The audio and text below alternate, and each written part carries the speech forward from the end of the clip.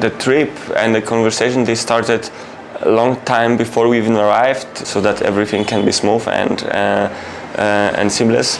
So when we arrived, we were greeted by a nice car, Dawid and Marika, places Nepal. Kind of nice, you know, to come to the airport, foreign country, and there's someone waiting for you. And then we were greeted with these Nepalese scarves. It's also very nice. We kept them. We have them on our bags. Then on the first day we arrived in the hotel. Really nice place. We got some free time to, you know, acclimatize, to exchange money, to buy the mobile data plan. Then we went for some momos.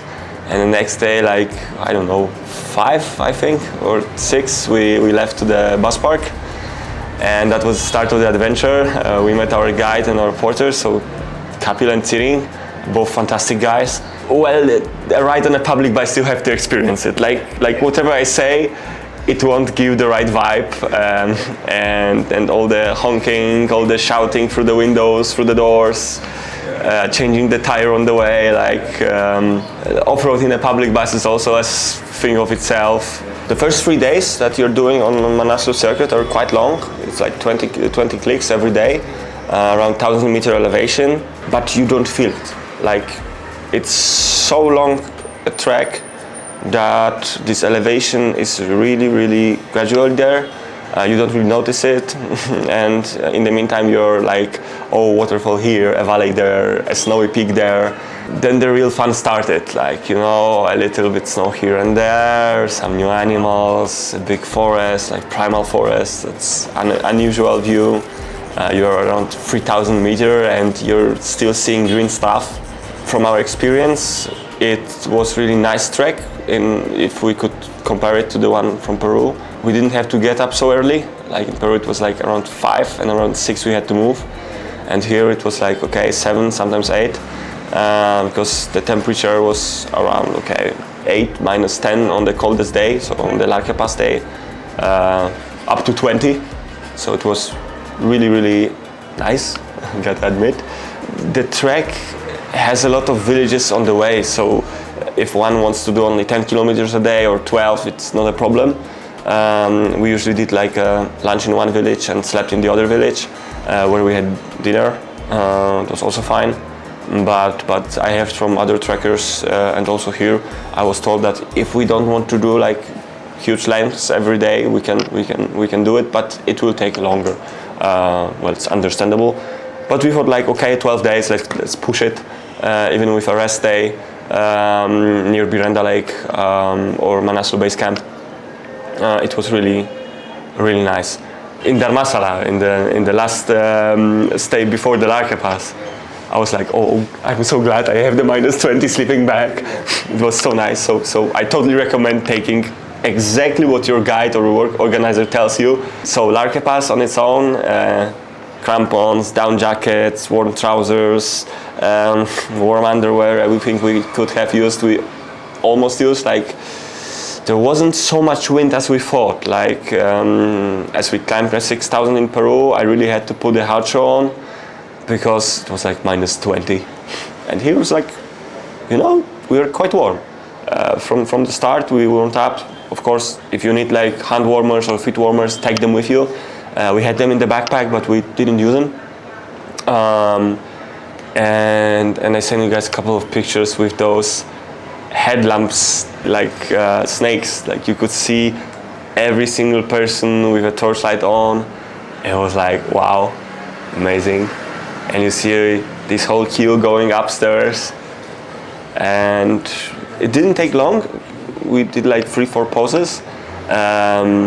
We preserved the strength. The acclimatization was very good. Even our watches told us, like, guys, your basic level is 3,000, so going only 2,100 wasn't a bad idea. We didn't experience a lot of altitude sickness, just a little bit, but we already have experience with it. We know how to take care of it. For example, like, always carry a bottle of Coke in your coat. That's also what we learned in Peru. We heard some people took Diamox. It's okay if you need it, no problem. Take it 2 days before and you can push through. But we didn't need it. We were very good acclimatized during the whole trek. Like it's the structure of the trekking is so that you really can get good acclimatization. You don't need to worry about anything. Now I have to introduce our team a little bit. So the Kapil and Tsiring, they are both our guide and our porter. They tried to explain everything they could about the stupas, about the mani walls, about the mantras, about the praying meals, about the gompas, everything they could. And the combination was fantastic because Kapil is Hindu origin and Tsiring is Buddhist Tibetan origin. Like we got so much cultural package. It was so worth, we could ask so many questions and it was all like answered. About the Pungyen Gompa, the 500-year-old monastery, where we heard that after every natural disaster, a lot of pilgrims would go, a lot of priests would go, the lamas would gather there, and we went inside. We looked how it looks like. We could do some offerings. Tsiring taught us how to say hello to every Buddhist temple, like how to greet the Buddha. And later on in Kathmandu, some people noticed that we were doing it, and they were like, "Hey, you're practicing long? It's not usual for Westerners like to know the rituals." Cultural-wise, we had one stay at a local family. For me personally, if someone lets you in their kitchen and they let you cook together, it's like dream come true because now you're for a brief moment, like a super brief moment, you're part of the family. You're sharing the table with them, you're sharing the fire with them. We even cooked a meal together and then we could eat it together. The whole family would be shown to us, like who is who and what they do, how they like it here. So it was really fantastic. I think it was in Shala, but I'm not sure anymore. But it was really cool. All the colors of the Buddhist flags was also told where it comes from, what they mean. All the rituals were explained, the burning of the bodies, the offerings that you're doing, the incenses you're bringing, the prayers you're saying, like a couple of mantras on the way. We visited the Manaslu monastery with its gompa, so it was also nice. We visited Birenda Tal, and we also heard the history, how the Birenda Tal got its name. Not every guide knows it, to be honest. From day one, like we felt like we are their top priority. Either Kapil or Tsiring, they wouldn't eat, they wouldn't sleep if they didn't know that we are safe.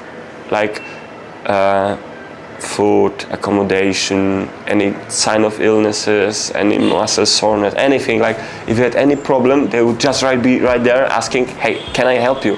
Can I do anything to make your experience better?" So it was really amazing, like really amazing. We are not used to it. It also was a little bit hard for me personally that someone's taking such a care of me.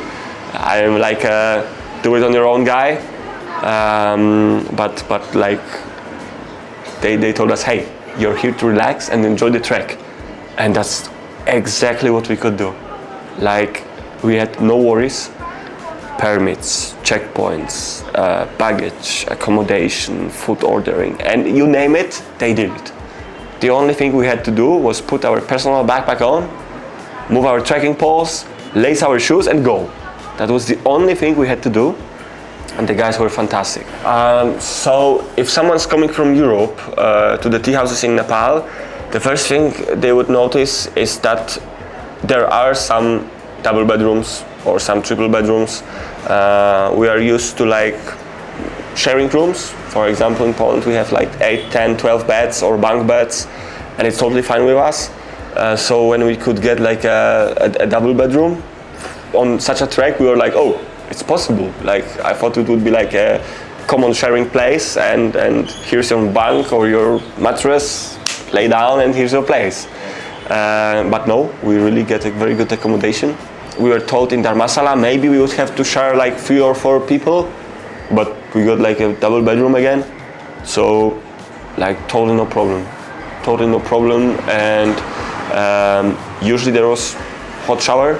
Maybe not in Dharmasala, but I don't think anyone had showered there. I really doubt it that anyone took a shower in -10 in the night. Oh, we totally recommend places in Nepal. Like if someone's looking for a total experience, for a total package, including taking care of you before the flight, arriving at the airport, the whole trek and the after trek, like they are there for you.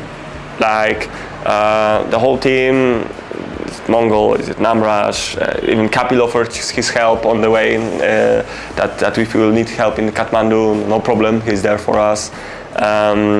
Yeah, the guys were fantastic. So if you have to choose between some trek companies, like Place Nepal is your place to go,